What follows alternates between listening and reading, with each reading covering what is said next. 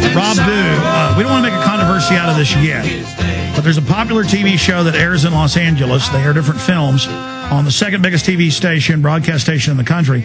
We're talking to the guy that aired the Obama deception. I even got some feedback. I was actually in L.A. when it was on, working on some other exciting things. But the point is that they have banned it airing the part 2. Right. So We the People TV, they get an hour at a time from the station's called KXLA. And Abraham is the head of We the People TV. Anyway, he called me up. They wanted to air Obama deceptions. We sent it to him. And he couldn't cut it down. He wanted to try to get it into 1 hour, and he said he couldn't do it. So they aired part 1. And he said the response was huge. People were calling him up. A lot of people were thankful that he put it on. Some people didn't want to believe it. And he said, well, just research the information. You know, he watched and he said it's all spot on. And then part 2 was supposed to air the next week. And I think so it would have been the 19th and the 26th. It was supposed to air part 2, and they didn't air it.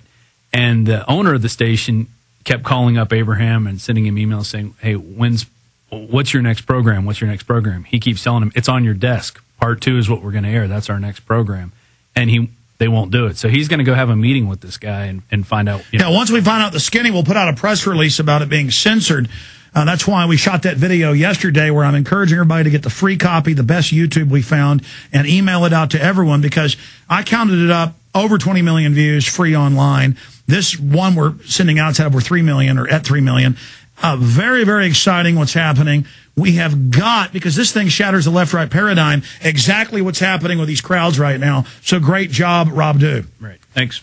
Thank you. Rob is doing work on the film, camera work, and producing, doing a fabulous job. And Hooge, and a.k.a. Paul Hartman, and Mr. Neihart, Jaron's doing a great job. Just want to thank the crew. Going back now, and because I want to put some bookends on this, with the whole left-right paradigm shattering, crowds going after people everywhere. We just played you Cornyn. Lastly, here's Alex Jones 12 years ago, or this would be 1997 or 98. Recently resurfaced on the web. They actually found a low-hit version. I've seen one with about 100,000 views out there. But go ahead and roll it. Here I am confronting Lloyd Doggett at another grocery store.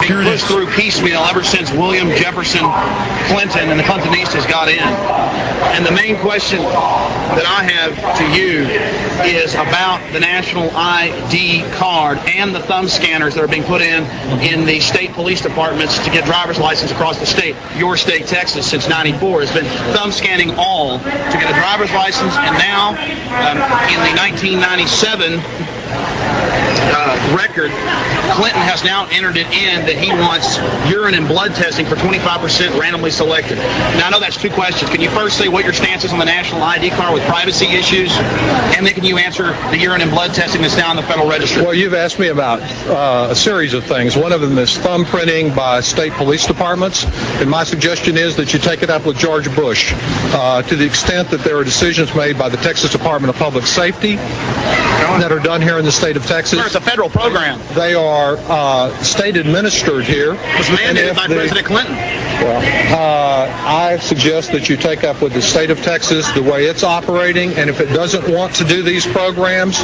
for it to contact me and other people in the delegation and express that concern. And then it won't get its highway money. I welcome your forwarding your concern. That's extortion, sir. That's extortion. If you came out to do a radio program, you want to ask questions, but if you want to have a show, you're the... People have been talking for 10 minutes. I'm going to ask these questions. Do you have any other questions? Yes. You had the first 10 minutes of Congressman Doggett. Do you have any other questions that you'd like to ask? Yes, I have a question to ask you. My question is about the militarization of the police and secret military programs. It was on September 23rd, Blair NewsHour. It's been in all the major papers. What's going on with the Delta Force and local police departments here in Central Texas? What specifically about? Al A. Philippus on May 5th kicked out the Delta Force from Bexar County in San Antonio for attempting to bribe him.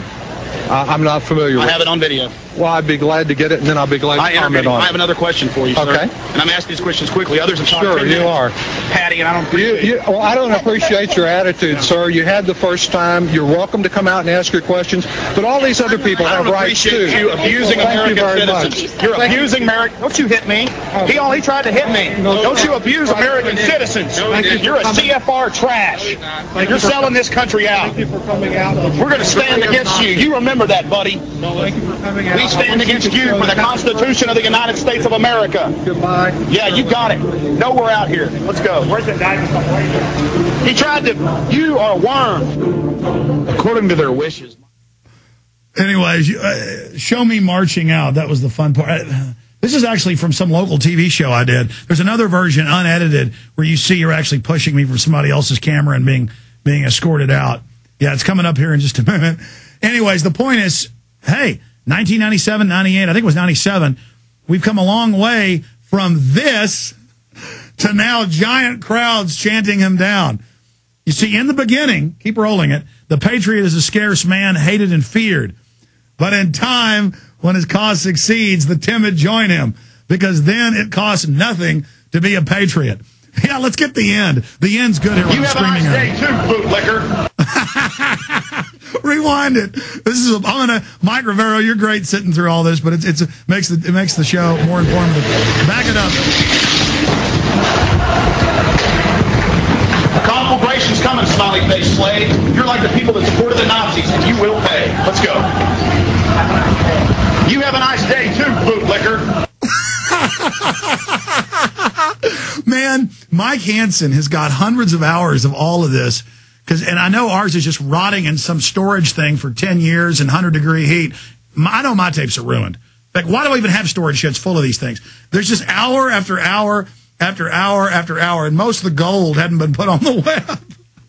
Smiley face slave, the conflagration is coming. And Mike, it is coming now. Look at us 12 years later. What's happening to Lord Doggett now? Well, listen, I got to tell you one thing. First comment I have for you, Alex, you got to stop sugarcoating this stuff and start telling these people how you really feel about it. Oh, man. But, I mean, look at the change from 12 years ago. Mike, you were doing this 12 years ago, 15 years ago. I was doing this 15 years ago, and yes, it is an amazing change here. And just looking back over this, I don't know, I'm not ready to get into that nostalgia phase yet because we've still got a long way to go here, and this is the crisis point. But yes, looking back, it is such a shock of what it was like in those early days when there were just a few of us out there, and we were getting death threats and attacks and hackers, and the government was wrecking my career in Hollywood and just all that stuff. And now it's reversed around now, where the American people know we've been telling them the truth all along. The government has been lying. They're upset. They're angry. They're not going to put this genie back in the bottle. And I think it's an even money bet whether the federal government will even be here by the end of the year. Absolutely. Well, we can do whatever we want if we just believe in it and take action and have the truth on our side. I do want to go to some phone calls here, but before you leave us, Mike, I want to get into just all the other incredible news. UK government to install surveillance cameras in private homes. The Times of London, the Telegraph, and others are reporting this like it's no big deal. And they're saying, oh, parents whose kids get in any type of trouble at school, or toddlers that have, if you're poor, you're at risk. We actually covered this in Endgame, where they say kids are put on probation at 2 because of, quote, bad gene pools, that you will now have cameras in the home. In fact, let's just do this now, then we'll go to calls and cover the other news. UK government to install surveillance cameras in private homes. The UK government is about to spend $700 million to install surveillance cameras inside private homes of citizens to ensure that children go to bed on time, attend school, and eat proper meals. This is a boil down from Paul Joseph Watson at prisonplanet.com, but he has the links to the mainstream news story. In fact, guys, go to the original online and click on his links. I want folks to see the mainline stories on this because they'll be in denial. Now the government is embarking on a scheme called Family Intervention Projects, which will literally create a nanny state on steroids, with social services goons and private security guards given an authority to make regular home checks to ensure parents are raising their children correctly. Telescreens will be installed. They already have these all over the streets. I've been yelled at them in England, as a face yelling orders at you. So it's two-way cameras. So government spies keep an eye on the parents are mistreating kids and whether the kids are fulfilling their obligations under pre-signed contracts with the schools. In the beta test, 2,000 families have been targeted for the program so far, and the government wants to snare 20,000 more in the next 2 years, and the taxpayer will pay for it. Now, same thing in the U.S. You get in trouble now for petty things, and they say, well, take a bracelet and take a camera in your house. And then soon it's just everybody has to do it. I mean, Mike Rivero, yesterday I played a news clip out of San Antonio where the federal government is saying they may chip federal employees. So, see, they always abuse their enforcers first, so then the enforcers will say, okay, then it's reasonable for me to make citizens do it if I'm being abused. Mike Rivero.